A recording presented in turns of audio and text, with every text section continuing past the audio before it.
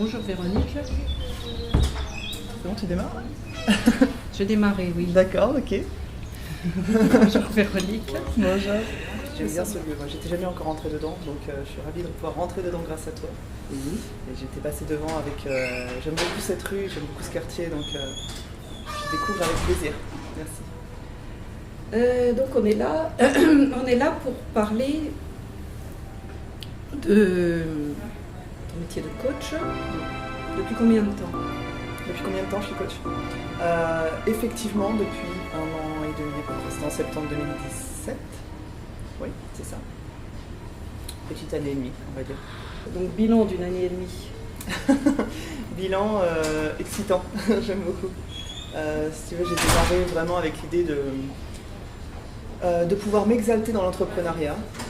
C'était vraiment ça, j'étais vraiment effervescente au niveau... J'avais plein d'idées sur ce que je voulais entreprendre, plein d'idées de business, plein d'idées de start-up, on appelle ça des start-up. J'avais plein d'idées. Bon, venant du monde scientifique et ingénieur, c'est forcément ce qui me sortait l'esprit, c'était créer des nouveaux produits. J'avais même des idées par rapport à des... je regardais au niveau neurosciences, ça me plaisait beaucoup, donc je regardais beaucoup ce que je pouvais faire dans ce domaine-là au niveau recherche, etc. Et puis d'un coup, ça a un petit peu divergé en me disant, mais ce qui me plaît, c'est pas vraiment de créer un produit, c'est plutôt de faire du service et d'aider. J'étais vraiment animée par l'aide des personnes. Et donc, je me suis doucement orientée vers le coaching sans même savoir que ça existait. Je ne connaissais même pas. Donc, le coaching a une autre dimension qui est, je vais aider la personne à déverrouiller chez elle ses propres blocages qui l'empêchent d'atteindre ce qu'elle veut atteindre, à élargir son champ de vision, à changer ses points de vue. Tu vois ? C'est en gros, tu vas ouvrir l'esprit de la personne pour qu'elle aille chercher les ressources à l'intérieur d'elle pour aller atteindre l'objectif qu'elle s'est donné d'atteindre. Dans les accompagnements que je fais, il y a à la fois du mentorat et du coaching. Ça va dépendre de ce que la personne veut atteindre. Voilà, quand la personne me dit, par exemple, j'arrive pas à passer à l'action, je me retrouve à procrastiner, je me retrouve en manque de motivation, en manque d'énergie, bon là-dessus, moi j'ai toutes les ressources. Il n'y a pas de souci, je suis passée par là, je sais comment est-ce qu'on déverrouille ça. J'ai de l'acquis, donc là-dessus, il y a beaucoup de mentorat. C'est-à-dire qu'au-delà juste du tu vas trouver les ressources et je te pose des questions, c'est même carrément du je te dis exactement comment tu vas fonctionner pour que tu puisses déverrouiller ça. Et on met des choses en application. Et c'est là où on déverrouille des choses. C'est à la fois complété par sa propre expérience, ce qu'elle va trouver elle-même, et ce que moi je vais lui dire, tiens, essaye de faire ça et regarde ce que ça donne. Et je t'accompagne vraiment sur la mise en place du processus pour que tu ailles jusqu'au bout. Est-ce que tu vois? Alors, déverrouiller, processus, blocage. Ouais. Dans l'impression que ça donne, c'est de parler d'une personne comme d'une machine ou d'un ordinateur ou d'un automate. Ouais. Donc, comment rassurer En fait, c'est pas tant la personne qui est une machine. Il faut vraiment dissocier en fait le fonctionnement et son être et son âme entre guillemets. Il y a un fonctionnement qui est effectivement le cerveau et tout le corps, qui a un processus et qui lui est un peu comme une machine. Oui, c'est un peu comme un véhicule. Et ce véhicule, il faut apprendre à l'entretenir, il faut apprendre à le faire fonctionner. Et après, il y a qui tu es vraiment. Et qui tu es vraiment, l'âme, l'esprit qui est à l'intérieur de toi. Et ça, c'est autre chose. C'est un univers un peu plus spirituel, on peut amener ça vraiment plus sur ce domaine-là, qui est plus créatif, qui est plus dans la globalité, si tu veux. C'est un petit peu comme un bateau avec son skipper, quoi. Et tu définis ton cap et à la fois la voilure, il faut que ça soit la bonne, il faut mettre le bon moteur si tu as un moteur, il faut utiliser les vents, etc. Et tu as le skipper qui est là, qui est purement humain dans le sens réfléchi, dans le sens analytique, dans le sens vivant, émotionnellement, etc.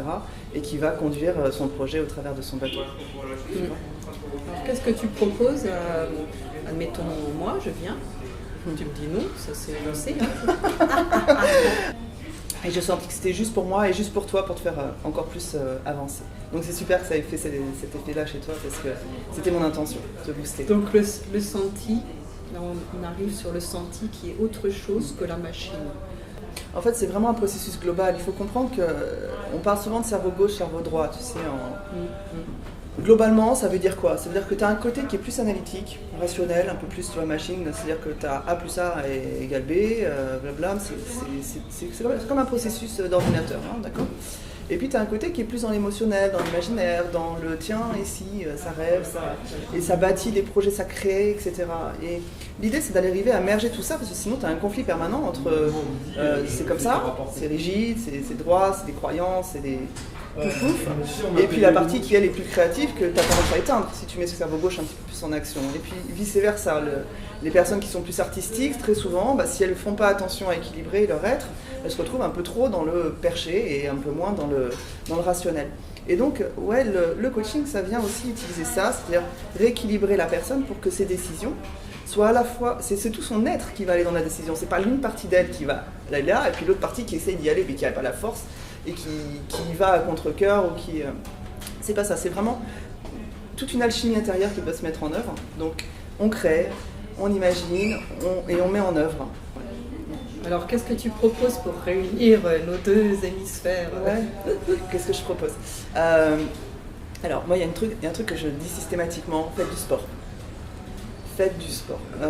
Je crois que c'est dans tout ce que je connais, même plus que l'alimentation encore. Ça, c'est peut-être, je sais pas, en tout cas, c'est ce que je sais observer chez moi, c'est encore plus fort que l'alimentation. Le sport, c'est vraiment quelque chose qui permet de se réveiller. C'est immédiat. Et dès que tu fournis un petit effort physique, ça libère. Et l'alimentation également, on fait très attention à ça. On ne se surcharge pas, on ne prend pas d'alcool, on ne prend pas de tout ce qui va avec. Les personnes que j'accompagne, généralement, c'est des personnes qui ont cette conscience-là, qu'on ne boit pas, et qu'on ne fume pas, et que c'est comme ça. Mais j'enseigne des disciplines que c'est des routines qu'on met en place, qui permettent d'équilibrer justement ce cerveau gauche qui a besoin de quelque chose de cadencé pour pouvoir s'y retrouver, le cerveau droit qui lui a besoin un petit peu plus d'imaginaire, donc on fait des trucs un peu fun. Mais au cours de la journée, il faut vraiment arriver à alimenter tout son être. On s'arrange pour que les journées soient suffisamment variées et qu'il y ait à la fois une partie spontanée et des parties qui soient programmées, calculées, et des parties qui soient plus pour alimenter son être au travers du sport, au travers je sors de mes zones de confort, etc. Et en fait, c'est tout cet équilibre de vie qui fait que la personne se remet en place, naturellement. D'accord ? Après, méditation à fond. Méditation, ça c'est vraiment la base. Qu'est-ce que la méditation ? J'imagine. La méditation, il y a plusieurs façons de le faire, mais globalement, apprendre à méditer en silence, c'est important.